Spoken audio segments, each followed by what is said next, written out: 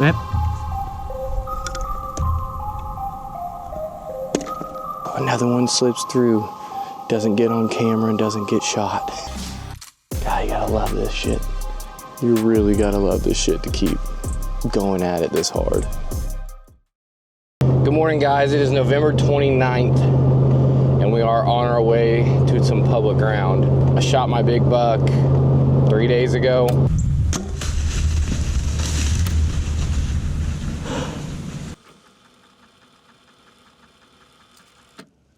I went to the local bow shop, got me another buck tag. Yeah, we're heading to the woods. I'm pretty anxious about this spot. We're heading up to a piece of public that I know really, really well. This is probably one of the pieces that I've hunted the longest, put the most amount of time on. It's not as big as the one that I shot my buck off of, but it's still got great habitat, and there's some really good spots in there. You just have to get to them, and you have to find really sneaky ways to get into them, otherwise the deer don't cooperate.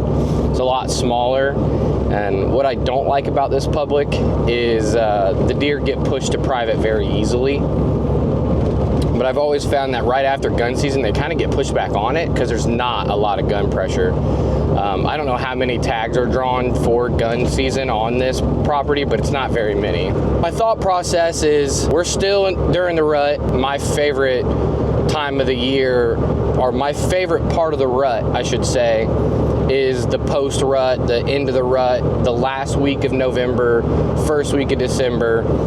And the reason for that is I feel like these big bucks have their home ranges. They breed all the does in their home ranges. And then the latter part of November, early December, the younger does and fawns or yearlings or whatever start to come into heat. And then big bucks are not willing to give it up. And so they're gonna make bigger leaps. They're gonna do stupid shit during daylight, and they're gonna make mistakes. Instead of being in their home range, knowing it really well, being safe, staying in thickets, not making big movements during the daylight, or if they do, they will walk across an open oak timber or oak flat or something like that, when normally they wouldn't. I've just always had better luck. You know, the beginning of November, it seems like I see a lot of 2-3-year-olds running around, chasing does, good bucks, but nothing, just, no hammers. It seems like the big bucks that I do see don't go very far. They have a home range and they stick to it. And then the latter part of November is when those bigger guys start getting a little more anxious. We got us about a 25-minute drive here, and I'm going to a spot that I actually, it had been 4 years ago, 2020. Yeah, it was 2020. I shot a nice buck, probably 140-inch 9-pointer. I high single lunged him. He ended up running to private, and the guys gave us permission to go look for him. But it was, November 1st, they had just taken their vacation, and we had to wait for them to get out of the woods. What happened was I high single lunged him. He ended up running into a CRP field and just started doing circles, and we never found him. Nonetheless, I have high hopes for this spot. It's a really good, it's not very far from the truck, but a lot of guys don't, when they pull into this parking lot, they go a completely different direction. They don't go to this section. So I got to kind of bomb down the hill and come up the other side. And the only hard part about it is those bottoms are just gnarly thick. And I had a pin, or I should say like a tracker that tracked me through it, and it's gone. So I'm not exactly sure how to get through this maze of thorns and BS, but I know there's deer trails that take me to the creek crossing that I want. I'm just thankful that we have a little bit of wind, so I have some cover. It's not going to be as quiet as it was the other night, but it's currently 28 degrees right now, so it's pretty chilly. It'll be just about as cold as it was the other day when I shot my buck. So I'm pretty excited, to be honest with you. These cold temperatures really get these deer moving.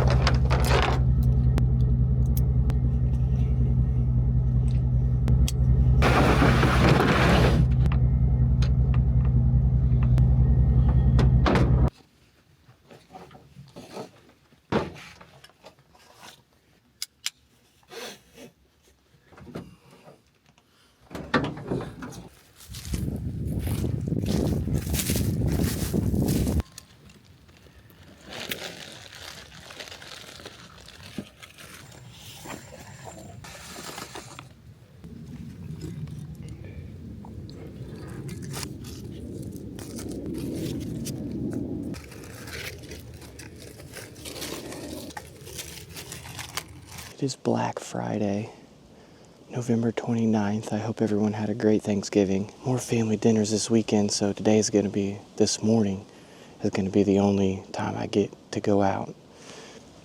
And then once December gets here, I'll actually end up going back to the farm. And I won't be hunting as much. Be a lot of weekend warrior type stuff. Spend a lot more time trying to locate a buck than I will actually hunting. This spot sets up almost identical to the spot that I was in when I shot my big buck on Tuesday. Completely different property. But if you can see over my shoulder here, it's real thick. I'm sitting right on the edge of this thicket, right where it opens up into the oak flat. Goes down a hill into a bottoms, just like the exact setup. They got 3 or 4 crossing trails in here going into this bedding area, coming in and out of it. Get the wind coming off of it. Set up on the back corner where I think they're gonna slip in. Here's a deer right here. I think I got a deer on me right here. It is a deer. I can't tell what it is.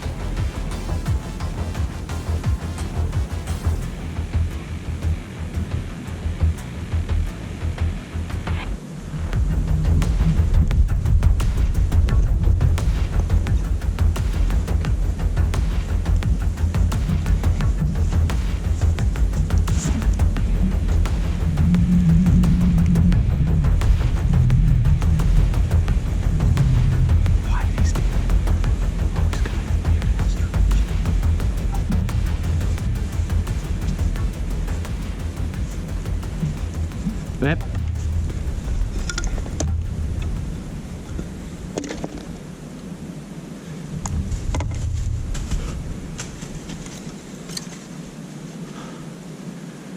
Oh my gosh. I don't know what happened. I couldn't get my bow back. It was like froze. What a deer. He was at 20 yards. He's still in there. I can see him.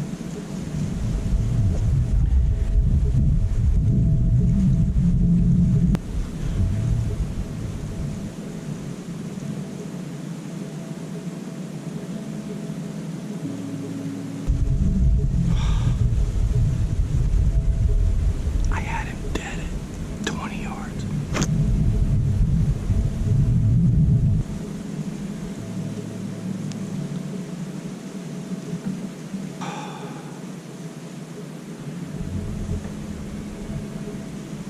Didn't have any of the settings right, so when I turned it on, it was just black. I still don't see where he went. He took like 3 bounds and just stopped.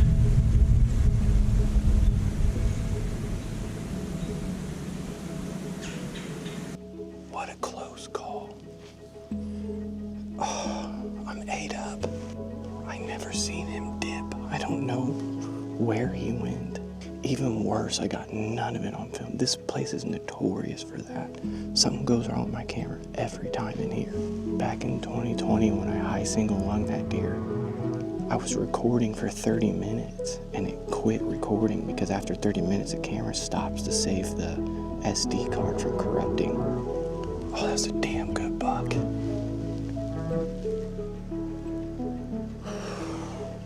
He probably wasn't as big as the one that I shot the other day, but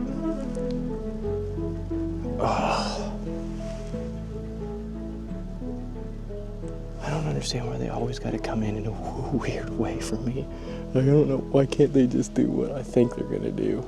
Ugh. What happened was, I was doing this interview for you guys, and he did the exact same thing the buck did before. Come off this private ground and work his way up this hill towards me. He came down the hill and got a drink, stepped over the creek. I haven't even turned on my big camera at this point. And when I turned it on, my settings were still for the other day, and it was blacked out because of all the settings. So I had to go to like automatic mode. And when I switched over, it quit the recording. So I got like 10 seconds of a black screen and then nothing. Oh, that sucks.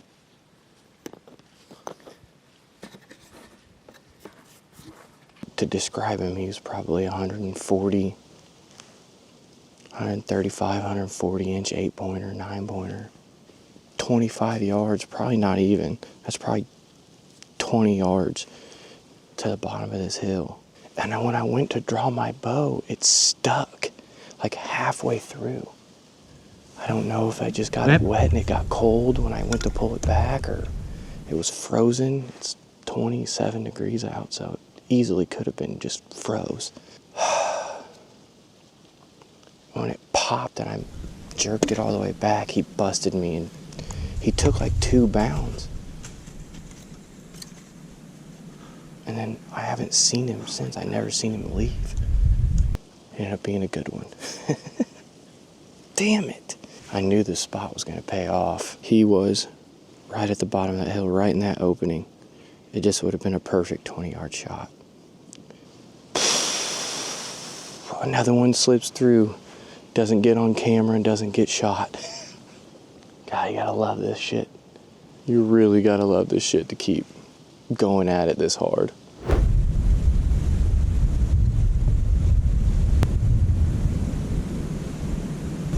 Oh my God.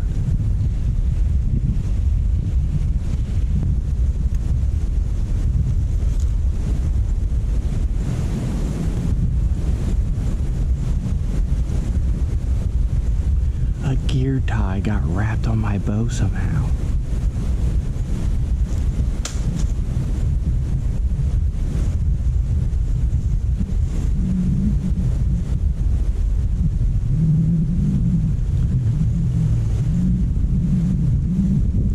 Makes me feel a little bit better, at least know what it is.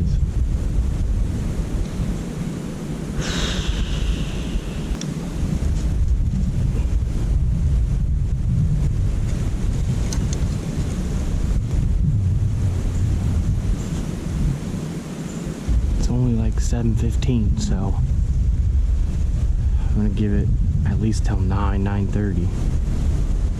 There's one, maybe there's more, maybe there's a bigger one. Got down a few minutes ago and went and scouted in front of me up on top of the hill, and I come down here in the bottom to find this and see if that was a scrape from what I could see up there, and it's hammered.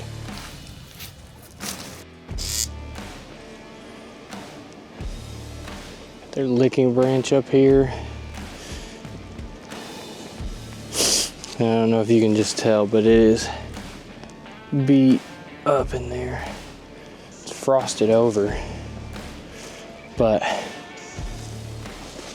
that buck come in, and I was in that tree right there. And that buck was 100% coming in here to check that scrape. He's got this thing rubbed all the way around it. Now, they're not gonna be hitting scrapes for much longer, the next week or 2 at max. But let this calm down a little bit. I'm gonna go look at the weather for the next week. If we get another west-northwest wind in the morning, I might pop down here and try hunting this. If he's popping down here, he's bedding down here too. That's my guess. So in the evening, probably have to be on the other side of it if I hunt it on an evening sit. I'm gonna mark this real quick on Onyx so I know where it's at. This will be a spot that I come and look for a scrape next season, because this looks like it's getting just smoked. So anyways, let's get this marked and get up out of here.